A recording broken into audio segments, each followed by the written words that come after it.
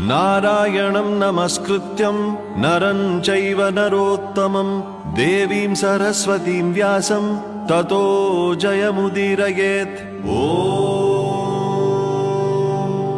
अथ सकलसौभाग्यदायक श्रीविष्णुसहस्रनाम स्तोत्रम्।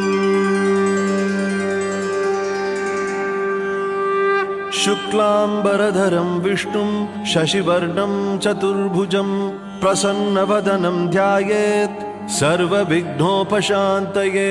यस्य द्विरदवक्त्राद्यः पारिषद्यः परशतं विघ्नं निघ्नन्ति सततं विश्वक्सेनं तमाश्रये।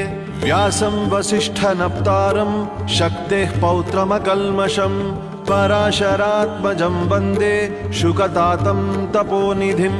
व्यासाय विष्णुरूपाय व्यासरूपाय विष्णवे नमो वै ब्रह्मनिधये वासिष्ठाय नमो नमः। अविकाराय शुद्धाय नित्याय परमात्मने सदैकरूपरूपाय विष्णवे सर्वजिष्णवे। यस्य स्मरणमात्रेण जन्म संसारबन्धनात् विमुच्यते नमस्तस्मै विष्णवे प्रभविष्णवे। ॐ नमो विष्णवे प्रभविष्णवे।